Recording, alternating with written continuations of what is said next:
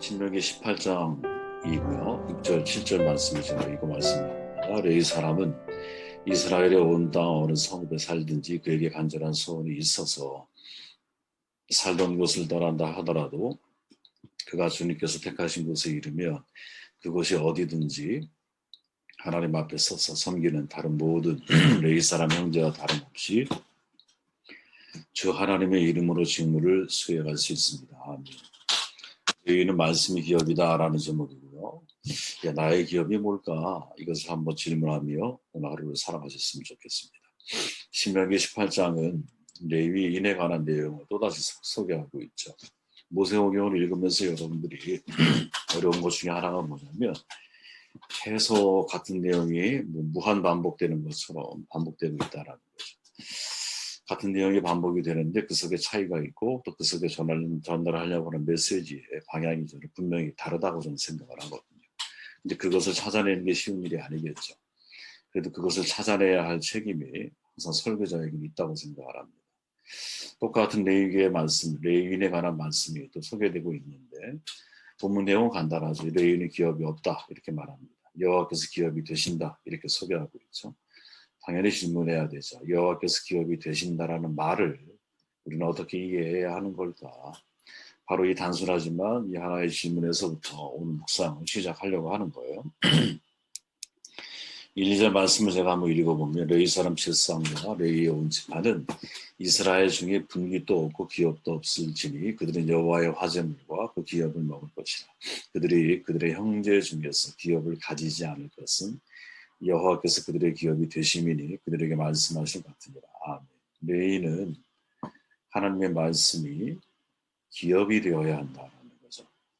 이스라엘 모든 족속들은 이제 가나안 땅을 기업으로 분배를 받을 거예요. 들어가면 출애굽 2세대잖아요. 그러나 레위는 땅을 기업으로 받지를 못해요. 그 이유는 여호와께서 그들의 기업이 되시기 때문이다. 이렇게 선언을 해주고 있죠. 여호와께서 레위인의 기업이 된다라는 것, 레위는 다른 지파들처럼 자기 땅을 소유하고 경작한 일을 하는 게 아니라 성전에 관련된 일을 하고 백성들에게 율법을 잘 가르쳐서 백성들이 여호와를 잘 신앙하는 이러한 삶을 살도록 도와줘야 할 책임이 그들 가운데 있다라는 거죠. 그렇게 백성들이 성전에 드리는 제물이나 헌물 그것을 통해서 레위인들은 삶을 영위해야 한다라는 뜻이에요. 하나님이 왜 이런 제도를 두셨을까? 이유는 간단하죠. 사람이 생업을 위해서 일하면서 사실은 성전을 돌보고 율법을 연구하고 또 백성들을 가르친다라고 하는 것은 거의 불가능에 가깝게 됩니다. 여러분도 뭐 다 해보셔서 알지만 내가 육체적으로 열심히 노동을 하고 또 정신적으로도 열심히 내가 공부를 하고 탐구를 한다라고 하는 것은 병행이 쉬운 일이 아니거든요.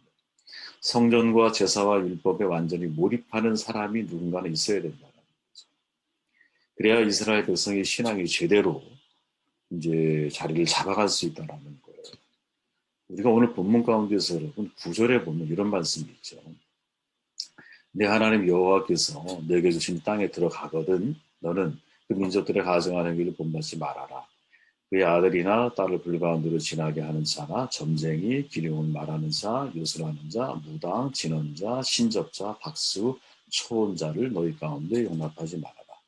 이거 신명기 전체에서 계속 강조되는 내용이거든요. 약속의 땅에 들어가면 그 땅 원주민들의 행위를 본받지 말라라는 거예요.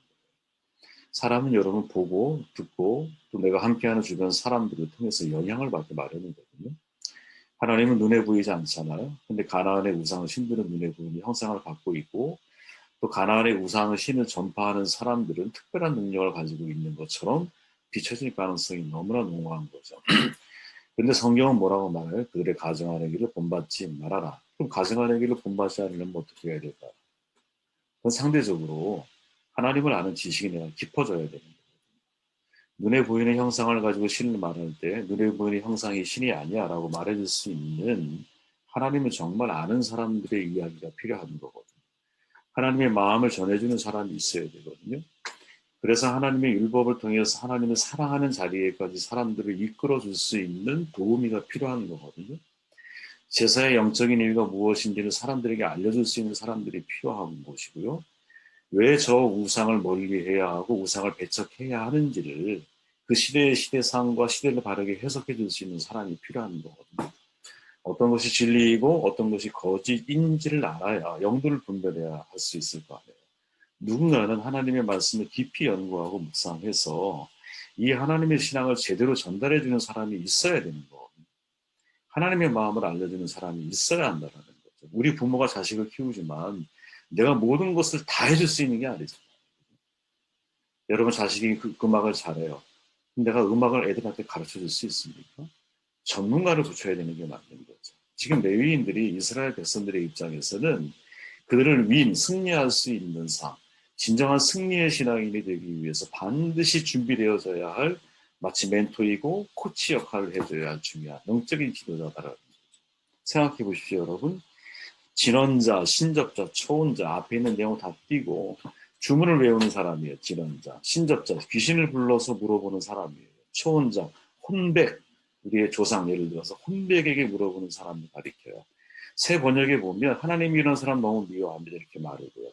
이 역겨운 일 때문에 당신들 앞에서 그들을 몰아내시는 겁니다 라고 증언을 해요. 자, 주문을 외우고 귀신에게 물어보고 혼백에게 물어보는 건 여러분 우리 사회에 너무나 익숙한 일이거든요. 기독교인들 중에 여러분 혼합종교적 성향을 가지고 있는 사람들이 제가 볼 때 너무나 상당수가 있어요. 왜 그러냐면 한국은 유일하게 종교전쟁이 없던 나라예요. 무슨 말이냐, 모든 종교들이 누적이 되어 눈처럼 쌓여서 왔어요. 우리는 무속 종교 뭐 위에 예를 들어 유교, 그 위에 불교, 그 위에 기독교, 뭐 천주교 다 쌓여오는 거야. 우리는 종교 전쟁을 하지 않는 나라예요. 성품이 그런 나라인 것 같아요. 그죠? 그러니까 무속 신앙의 바탕 위에 불교적 신앙의 바탕 위에 유교적 신앙의 바탕 위에 뭐가 세워져요? 기독교 신앙이 세워지다 보니까 그걸 자연스럽게 나도 모르게 혼합이 되어져 있는 형태로 표출이 되어지기 마련이라는 거지. 여러분 한 해에 무속인들의 수입이 5조래요. 5조. 사회 전반적으로 퍼져 있어요. 사실은 여러분. 예배드리고 가면서 전 보고 간다니까. 서울의 어느 교회 영락교회 어떤 분이 그런다니까요. 예배드리고 나서 전 보고 가는 거예요. 아들을 위해서. 그죠? 그리고 날짜 받아가지고 여러분 어떤 게 진짜 길일이고 휴일인지를 막 따지고 있다고 막 사람들이. 왜 이럴까? 왜 이러냐? 종교가 그냥 누적이 되어져 있는 형태로 우리는 살아왔기 때문에. 그럼 생각해 보십시오. 그들은 신들림을 통해서 예언을 하기도 하고 그 사람의 미래에 대해서 예견을 해주기도 해요. 당장 눈앞에 여러분 그런 일이 벌어진다면 사람들은 쉽사리 현혹되기 마련이거든요. 누군가는 분별을 해줘야 되는 거야. 뭐가 바른 진리이고 뭐를 거부해야 되고 뭐를 배척해야 되고 뭐를 받아들여야 하는지. 이 역할에 집중해야 할 사람들이 누구냐? 레위인. 그러니까 생업을 할 수 없어요. 그들은. 왜? 생업은 이들의 생업은 뭐냐? 말씀이 이들에게 기업인 거야. 예. 그 말씀을 중심으로 해서 성전을 섬기고 말씀을 중심으로 해서 백성을 섬겨야 할 책임이 이들에게 있는 거예요. 그리고 이것이 일반 지파의 사람들이 생업을 위해서 경작을 하고 땅을 일구고 뭐 밭을 갖고 농사를 하고 하는 것만큼 소중하고 중요한 일이라는 거죠. 어떻게 보면. 그죠?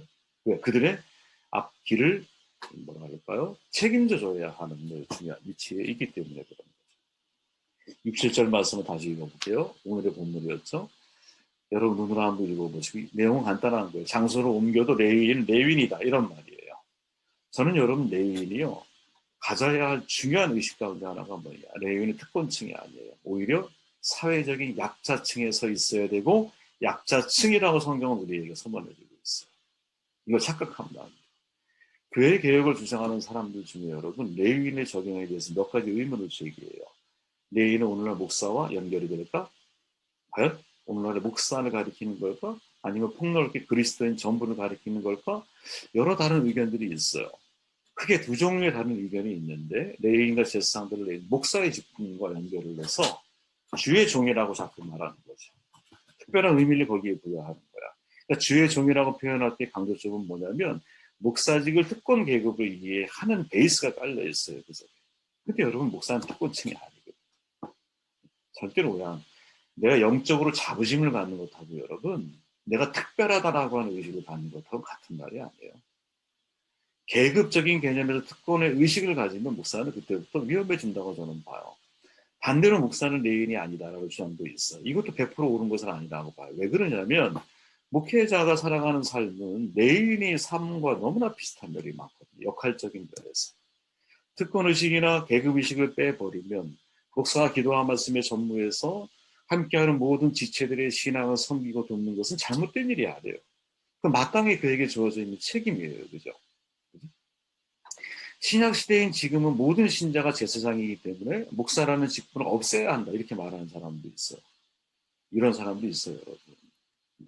일반 성도님들 설교를 하면 되기 때문에 월급을 주면서 목사를 드릴 필요가 없다라고 말하는 사람도 있어요. 여러분. 비판적인 얘기죠. 목사의 어떤 그 층이 권력화되고 계급화되고 신분화되면서 분노하는 거죠, 마음속에. 그 분노의 표현으로 이해되기도 하지만 저는 결코 여기에 동의할 수 없다고 봐요. 목사는 여러분 성경에 있는 직책이거든요. 목사가 없다면 여러분 말씀 연구와 기도와 사명, 사람들을 돌보는 일에 집중한다라고 하는 것은 결코 쉬운 일이 아니라는 거예요. 그래서 사실은 여러분 제가 전에 그런 말씀 드렸죠. 선민의식과 성민의식 이 두 가지가 다 중요합니다. 이스라엘의 실수는 뭐냐? 선민의식, 그것도 잘못된 선민의식을 가졌기 때문에 그들은 실패합니다. 그들은 다른 이방인에 대해서 받아들이는 마음이 없어요. 이스라엘의 선민의식은 특별의식이 아니고 하나님을 택했다라는 거야. 특권의식이 아니에요. 왜? 모든 민족 중에서 하나님이 가장 적은 민족을 선택했다고 말을 하셨거든요.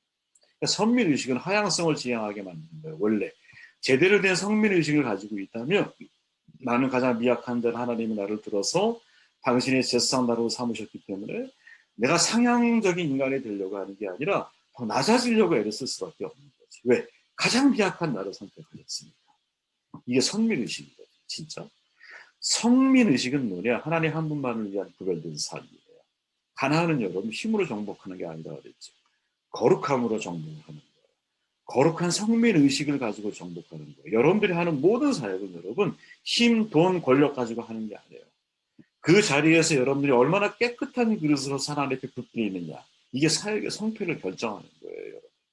그렇게 목회자가 가지고 있는 성민의식은 여러분 특권층이 아니에요. 절대로 특권층이 아니에요. 특별한 특권의식이 아니에요. 심지어 여러분 신명기 14장에 보면 한번 읽어보세요. 너희 중에 분깃이나 기업이 없는 레위인과 내 성중에 거류하는 객과 및 고아와 과부들이 와서 먹고 배부르게 하라. 그리하면 내 하나님 여호와께 내 손으로 하는 범사에게 복을 주시게 하며 성중에 사는 객, 고아와 과부 모두가 다 뭐라 그래서 기업이 없는 특별한 공통점을 가지고 있다고 했어요. 근데 중요한 건 여러분 그 레벨에 누구를 집어넣냐면 레위인을 집어넣고 있다라는 거지. 무슨 말이냐? 그 당시에 사회적으로 여러분 레위인은 특권층에 의해서 살아가는 삶이 아니라는 거예요. 그들은 사회의 약자 편에 소속되어져 있는 사람이에요. 마치 여러분 예수님이 그러잖아요. 내 아버지는 농부야. 나는 포도나무. 이렇게 말하죠. 아버지가 농부면 나는 농부의 아들이 맞는 거예요. 근데 왜 하나님 예수님은 나는 포도나무라고 이야기를 하고 있느냐. 우리가 가지이기 때문인 거죠. 무슨 말이냐. 레위인이 가지고 있어야 사회적인 정신적인 어떤 위치라고 만약에 우리가 가정을 한다 그러면 레위인은 사회적인 약자 편에 서 있는 사람이 되어야 한다. 그리고 실제적으로 이들의 삶 역시 내가 읽은 것만큼 인텐시브를 받아서 먹고 사는 사람들이 아니기 때문에 살고 있는 지역의 사람들의 재물이나 헌금이 적으면 거기에 맞춰 살아가야 되는 게 맞는 거고요. 그게 많으면 또 거기에 맞춰 살면 되겠지. 근데 어떤 자리에 있든지 간에 나의 정신적인 위치는, 포지션은 사회적인 약자에 있어야 되는 게 맞다라. 그리고 심지어 6절, 7절 아까 우리가 읽었던 말씀에 보면 어디 가나 너희들은 레위인으로서의 정체성을 잊어버리면 안 된다라는 거잖아요. 장소를 옮길 수는 있어. 하지만 어디 가나 나는 레위인이야. 이걸 확대 해석해 보면 이런 거죠, 여러분. 나는 그리스도인이에요. 그럼 교회에서만 그리스도인이에요? 이게 무서운 함정이라는 거야. 절대로 그러면 안 된다라는 거죠. 그죠? 내가 어디에 가? 나는 거기에서 그리스도인으로서의 정체성을 가지고 인생을 살아가는 게 맞는 거지. 그때 내가 내 사명을 제대로 감당할 수 있는 거예요. 레인이 지역을 바꿨어요. 내 레이지파 아닌 것처럼 살아갈 수도 있을 거야. 그러면 레이지파가 아닌 것처럼 살아갈 때 그의 삶은 어떻게 당연히 흘러가겠어요? 생업을 위해 인생을 흘러가는 사람이 되겠지. 근데 내가 어디를 가도 레이지파라는 정체성을 가지고 인생을 살아가게 되면 내 삶을 움직이는 중심은 하나님의 말씀이어야 되는 것이고. 그죠? 그 말씀으로 내가 함께하는 사람들을 제대로 섬겨줘야 책임을 알게 있다고 생각하는 거죠. 여러분의 의식이 우리 가운데 있기를 바랍니다. 15절 말씀을 읽고 정리할게요. 내 하나님 여호와께서 너희 가운데 내 형제 중에서 너를 위하여 나와 같은 선지자 하나를 일으키시리니 너희는 그의 말을 들을지어다. 네. 모세가 하는 말이죠. 나와 같은 예언자 한 사람을 일으켜 세워주실 것. 하나님의 약속을 상기시켜요. 왜? 호렙산에 있을 때 이스라엘이 하나님을 직접 대면하게 두려워하잖아요. 하나님이 그때 하시는 말이 나의 말을 그의 입에 담아줄 것. 누구? 예언자를 일으켰어. 이렇게 말씀하죠. 그 이후로 사람들은요. 모세와 같은 예언자가 나오길 학수고대했어요. 수많은 예언자들이 나타났다가 사라졌어요. 그런데 그 어떤 사람도 예언의 기준에 맞지 않아요. 심지어 에스라, 대단히 뛰어난 학자잖아요. 에스라가 활동할 때도 여러분 많은 사람들이 그를 모세와 같은 예언자라고 생각을 했지만 시간이 지나 보니까 역시 함량미달이었어요. 그때 사람들이 깨달은 게 뭐냐. 야, 이 예언은 모세와 같은 또 다른 인간 예언자가 아니라 이거는 메시아에 대한 예언이구나 하는 사실을 깨닫게 돼요. 그래서 그 이후에 신약성경에 보면 마태 기자 같은 경우는 예수님의 이야기를 다 모세와 대비시켜. 산상수훈에 있는 모든 율법을 예수님의 율법과 모세의 율법을 대조해서 소개를 해주고 있는 거예요. 왜? 모세의 모든 예언에 완성하시는 분이 누구? 메시아이신 예수 그리스도라는 것을 딱 정돈해 준 거예요. 자, 그럼 질문해 볼게요. 문제는 뭐냐면 모세와 메시아 사이에 얼마나 시간적인 갭이 있어요. 그죠? 그때 얼마나 많은 예언자 선지자들이 등장하겠어요. 그죠? 바로 그들 가운데서 참 선지자와 거짓 선지자를 구별한다는 것이 쉽지 않다라는 거지. 그 총신대 김지찬 교수가 그런 얘기 했다고 그랬잖아요. 구약 성경에 보면 거짓 선지자라고 하는 단어를 사용하지 않는다라는 거야. 왜 거짓 선지자라는 표현을 예수님은 썼는데 왜 구약엔 그 말이 안 나오느냐? 어떤 사람도 참 선지자와 거짓 선지자가 될 수 있기 때문에. 그래서 항상 내가 참된 진리를 말하고 있는가 아니면 내가 거짓을 말하고 있는가를 점검할 수 있는 이 자기 성찰적인 지능이 우리에게 너무나 필요합니다. 그들은 모두 하나님의 이름을 말하는 건데 여러분 근데 하나님의 이름으로 자기 얘기를 하는 거지. 이걸 구분하기가 쉽지가 않다는 거야. 일반인들이 여러분 얘기를 들으면 다 하나님 얘기하니까 다 하나님의 말씀이라고 생각하기 쉽지. 모세가 이거를 여러분 얘기하는데요. 그래서 오늘 본문의 22절에 보면 이렇게 말하죠. 야, 거짓 선지자 분별하는 방법이 있어. 그러면서 하는 말이 22절 눈으로 따라가고 있어. 예언자가 주님의 이름으로 말한 것이 그대로 이루어지지 않으면 그 말은 주님께서 하신 말씀이 아닙니다. 그러니 당신들은 제멋대로 말하는 그런 예언자를 두려워하지 마십시오. 자, 모세와 예수님 사이에 엄청난 시간적인 갭이 있는데 그 사이사이에 엄청난 많은 선지자들이 등장을 할 거야. 그럼 사람들은 그들이 여호와의 이름으로 말을 하기 때문에 다 하나님의 말씀이라고 생각하기 쉬워요. 그런데 가만히 생각해보면 그 말씀은 자기 말일 확률이 대단히 높거든. 어떻게 거짓 선지자를 분별할 수 있느냐. 그들이 주의 이름으로 말하는 것이 그대로 이루어지지 않으면 그 말은 주의 말씀이 아닙니다. 그 예언자를 두려워하지 마십시오. 여러분 이게 선지자를 구별하는 방법입니다. 이게 예언자를 구별하는 방법이에요. 그 사람의 삶의 과정 속에서 여러분 그분이 한 말이 얼마나 땅에 떨어지지 않고 사실로 검증되어서 왔는가를 우리가 검증해야 한다는 거죠. 여러분 사무엘이 훌륭한 선지자였잖아요. 그죠? 왜 훌륭한 선지자였습니까? 하나님이 그의 말을 땅에 떨어뜨리지 않았기 때문에. 돌려 말하면 무슨 말입니까? 그의 말을 하나님이 그대로 성취를 하신다는 거지. 그죠? 자, 생각해 보세요, 여러분. 너를 위하여 나와 같은 선지자 하나를 일으키시리니 너희는 그의 말을 들을지니라. 그의 말을 듣는다 할 때에 그는 예수님을 가리켜요. 많은 사람들이 여러분 선지자라고 하는 우리 이 표현 때문에 마치 장래일을 미리 예언하는 자로 이 선지자를 오해하기 쉽거든요. 나쁘게 말하면 점쟁이처럼 자꾸 이해를 하는 거야. 그러나 여러분 성경이 말하고 있는 선지자는 그런 예언자의 개념이 아니에요. 성경이 말하는 선지자의 의미는 뭐냐? 백성들에게 하나님의 뜻을 전달하는 사람이에요. 하나님의 뜻을 전달해 주는 역할이 있는 게 선지자예요. 그러면 오늘날 선지자의 역할을 하는 사람이 누구일까? 그 예언의 은사를 받아서 미래를 예언하는 사람일까? 아니에요, 여러분 제가 볼 때. 오늘날의 선지자 역할을 하는 사람은 레위인과 같은 사람이라는 거죠. 레위 지파와 같은 사람. 왜? 여러분 모세가 레위 지파 사람이잖아요. 그렇죠? 다시 말하면 각 교회에서 여러분 말씀을 전달하는 사람이 진짜 선지자 역할을 해줘야 할 사람이라는 거지. 왜? 하나님의 말씀이 성경을 연구하고 그 성경을 통해서 하나님의 뜻을 전달하는 사람이기 때문에. 그런데 이때 설교자가 조심해야 할 게 뭐냐. 지금 모세의 말처럼 선지자를 어떻게 검증해야 한다. 설교자도 역사 마찬가지예요, 여러분.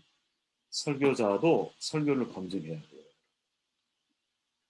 여러분, 이거는 누구의 책임으로 넘길 수가 없는 거예요. 설교자의 설교가 복음인지 아니면 잘못된 율법인지 여러분 분별할 줄 알아야 돼요. 설교자는 율법으로 시작했을지라도 여러분 복음으로 그것을 마무리할 줄 알아야 돼요. 여러분, 모세가 시내산에 십계명을 받을 때 산 아래에 있던 아론은요 금송아지를 만들고 있었잖아요. 왜 갑자기 뚱딴지 금송아지를 만들었을까? 아론이 생각하는 하나님의 형상은 여러분 금송아지인 거예요. 지금 아론은 그것이 하나님의 형상이라고 생각하고 만들어낸 거라는 거지. 마치 여러분 우리가 살고 있는 이 시대의 설교자들이 그럴 수 있다니까. 나는 이게 내가 알고 있는 내가 만난 내가 이해한 하나님을 설명하는데 그게 세상의 금송아지를 여러분 설교할 수 있다니까. 왜? 내 안에 그런 하나님에 대한 그림을 가지고 있기 때문에 그런 거죠. 여러분, 설교자는요 정말 올바른 말씀을 선포하는 일에 삶을 걸어야 된다고 봐야죠. 설교자는.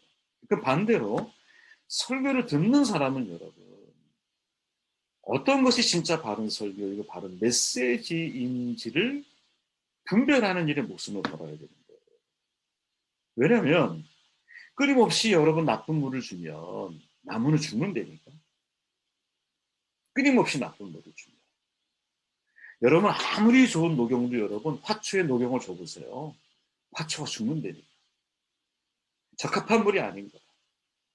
우리도 마찬가지인 거죠, 여러분. 설교자는요, 진짜 하나님 이 말씀이 하나님 앞에 정말 복음인지에 대해서 끊임없이 고민해야 되고 질문해야 되고 이게 사람들에게 율법으로 다가가는 건지 아니면 진짜 복음, 영혼을 자유케 하는 하나님의 마음이 담겨 있는 건지를 끊임없이 연구를 하고 아주 천착을 해야 돼요. 왜? 우리는 자라게 하시는 건 하나님이지만 물을 주는 건 우리잖아. 그러면 좋은 물을 줘야 되잖아. 좋은 물과 양분을 줘야 시간이 지나면 지날수록 뿌리도 튼튼해지고 열매도 아름답게 맺혀가는 것이지. 계속 나쁜 물을 주는데 어떻게 그 나무가 건강한 열매를 맺을 수가 있겠어요? 그러니까 설교자 그 책임이 있다라는. 그러면 반대로 청취자는 어떤 책임이 있느냐? 메시지를 여러분 잘 분별할 수 있는 능력이 여러분 가운데 있어야 됩니다. 누구에게도 이 책임을 전가할 수 없어요. 우리 각자가 책임져야 할 각자의 영역이라고 저는 생각을 해요. 이런 은혜가 우리 가운데 있기를 여러분 바랍니다. 저는 오늘 내인에 관해서 말씀을 함께 나누었어요. 내인 한마디로 말하면 말씀이 기업인 사람들인 것 같아요. 성경에 말하는 메시지를 정돈해 보니까 그냥 말씀이 기업이에요. 이 사람들. 말씀으로 성전을 세워야 섬겨야 돼요. 또 말씀으로 백성들을 가르치고 백성들을 도와줘야 돼요. 그렇게 설교자는 이 레위인은 여러분 하나님의 말씀에 대해서 진짜 깨어있는 사람이 되어야 되는 것이고 또 그것을 분별할 수 있는 같은 능력을 누가 청취하는 여러분들은 훈련해 가야 하는 게 아닌가 그런 생각을 해보게 되었습니다.